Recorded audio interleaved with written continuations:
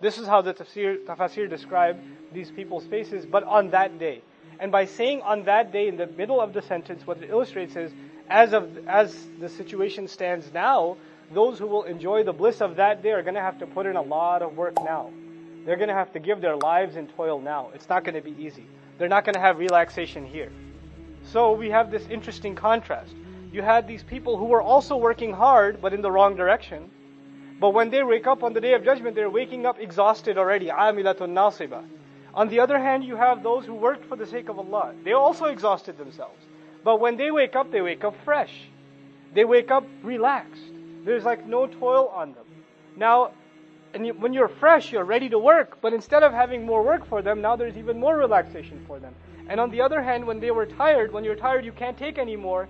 But when they were described عَامِلَةٌ نَاصِبَةٌ, their real toil and labor was ahead. تَصْلَى نَارًا حَامِيَةً تُسْقَى مِنْ عَيْنٍ آنِيَةً. Subhanallah. So وُجُوهٌ يَوْمَئِذٍ نَاعِمَةٌ.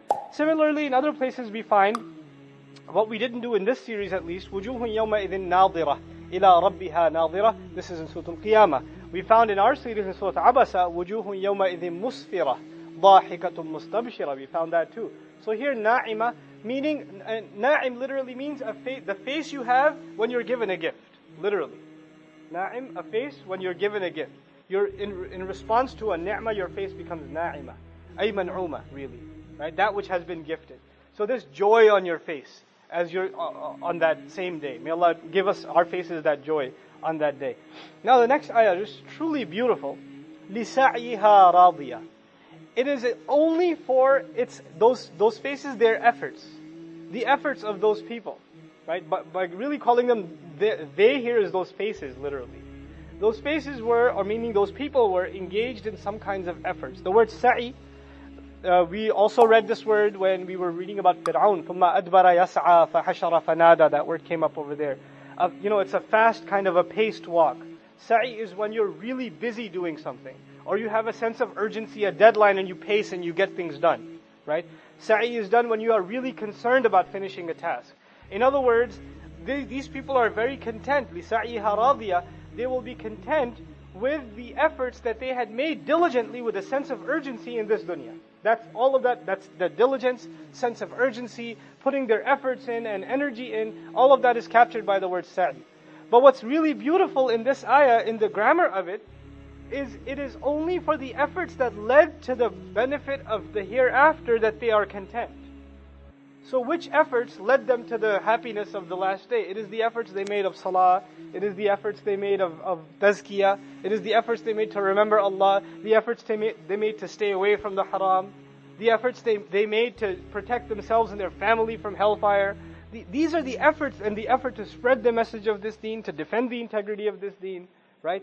These are the efforts these people made. And there are other efforts they made too. They made efforts at work, they made efforts at business, they made efforts in other things. But those things don't even come to their mind on that day. Now Allah says, now the human being will be informed. What did he make a priority out of? And what did he put on the back burner? That's the translation I'll prefer here. بِمَا قَدَّمَ. What did he give priority to? What took taqdeem for him? What was priority number one? What took precedence? وَمَا أَخَّرَ. And what could wait? What were the things that you put on the back burner? The crime of the human being isn't necessarily that he doesn't do a good deed. The human being says, it can wait. I can do it later. The crime of the human being isn't necessarily that he doesn't leave sin. He says, I'll leave it later. Or, let me do what I want right now. I'll do that later. I have time. Taqdeem and ta'khir, not the grammar one. The one for life. Human beings will be thoroughly informed. What were your priorities? What did you put ahead? What came first for you? What came later for you? بِمَا قَدَّمَ وَأَخَّرَ. The other meaning of قَدَّمَ وَأَخَّرَ in Tafseer Juz Amma I mentioned also. قَدَّمَ also means what you've sent forward. You've done deeds, you've done works, and every one of them are waiting for you. Our deeds are waiting for us. كُلُّ نَفْسٍ بِمَا كَسَبَتْ رَهِينَ. You've sent collateral over. You've sent deeds over for processing. And you're going to meet those deeds on Judgment Day. I don't meet my deeds now, I just do them now. I will meet them then. وَوَجَدُوا مَا عَمِلُوا حَاضِرًا. Then you're standing face to face in front of their salats. If your salat was lousy, you'll be standing in front of a lousy salat, staring right at you. That's what it's going to be. If you were lying, cheating, backbiting, angry, arrogant, condescending, whatever you were. He's looking right at you in the face. And then you're going to say, Mali hadal kitab. That's the reality of it. Bima qaddama wa akhar. What did he make a priority out of? What did he put on the back burner? This is one of those life-transforming ayat. The human being will be thoroughly informed. This was your priority. This is what you spent time on. This is what you did with your free time. This is what you thought can wait. You had all these dreams. I want to memorize the Quran. What did you do for it? How many seasons of how many TV shows did you watch instead? That was a priority for you. Well, you wanted to memorize. Oh, but it can wait though. Inshallah, one day, when my heart is purified, then I shall start. You know? بِمَا قَدَّمَ وَأَخَرَ بَلِ الْإِنسَانِ No. Yes, on that day the human being will be given thorough news, but it's not like the human being's blind now. Rather, the case is that the human being, عَلَى نَفْسِهِ, against his own self, basira, is fully insightful. There is one person that knows so much about you, and nobody else knows about you. And besides Allah, and that's you. You have an insight into who you are, what your flaws are, what your limitations are, what your capabilities are, what your strengths are, what your weaknesses are, what opportunities you avail, what opportunities you get lazy about.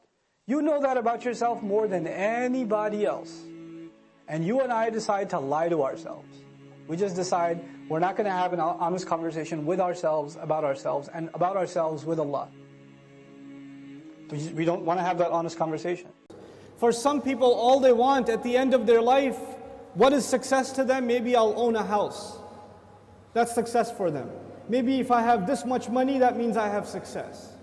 Maybe if I got married to this one or that one, maybe that means I have success. But I go back to what I started with. There are some people who are happy with doing just the minimum. Just the minimum. But I'm here to tell you, the young people in the audience today, Allah has blessed you, and I'm telling you, He expects great things from you. He does not expect the minimum from you. There are so many Muslims, the only thing left of Islam is their name. That's the only thing left. They don't care about salat, they don't care about halal and haram. They're far from this deen. What can I do to further this deen? What can I do I shouldn't just be happy that so many people come and attend Jumu'ah. Does that mean everybody's heart is clean? Does that mean that we don't need any more reminder? Is that what that means? Or are there evils in our society? Are there youth that are turning towards drugs? Are there young people that are just living their life for no purpose? All they do is play video games and watch movies and go to sleep. And if you ask them for a purpose, they say, I want to graduate and get a job. Is that a goal? Get a job? Allah gave us such higher goals. Your job itself is a means to a higher end. But you know what? We are living in strange times. The people who need the da'wah the most today are the Muslims themselves. But even if you get a good job, but you don't do your job. You got the job, but you show up late every day. You got the job, but you don't finish any projects. You're sitting there at the desk wasting your time. You're going to lose that job. Somebody else will come and do it for you. You will not keep that job even if you qualified. Qualifications are not enough. You have to do the work. Allah Azza wa Jal is giving all of us, He's already qualified us. We are people of La ilaha illallah. We are already qualified. But that doesn't mean we're doing the work. If we don't do the work, if we don't concern ourselves, if we don't care, then you know what's going to happen. إِن تَتَوَلَّوْا يَسْتَبْدِلْ قَوْمًا غَيْرَكُمْ ثُمَّ لَا يَكُونُوا أَمْثَالَكُمْ. You turn away and Allah will replace you with a nation other than yourselves, and they will not be like you. They will not be lazy like you. And those are when young Muslim people have real iman, when young Muslims have real strength in their belief, then they have the power to change the world. They have the power to make the world a better place. But when young Muslim people don't have real iman, they don't have real conviction, then they are a waste of space. They are a waste of society, a waste of a generation. The only thing in their life, the most important thing in their life is when is the next movie coming out. The most important thing is when is the next iPhone coming out. The next most important thing is, man, I wish I had that car. That's it. Your life doesn't go any further than that. My teacher used to say that Islam is similar to climbing a mountain. You know, when you're climbing a mountain, you throw a hook and you climb. If you throw a hook not very high, then you will only reach that much. You can't reach any further.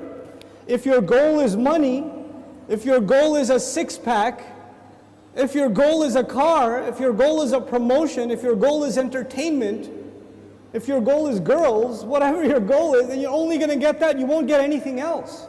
But if your goal is something higher, to serve something more than yourself, you don't live a selfish life, you want to live for the sake of Allah and for the benefit of others, that's how you want to live, then you will benefit yourself definitely, but you will be honored in the eyes of Allah because you set your goal much higher.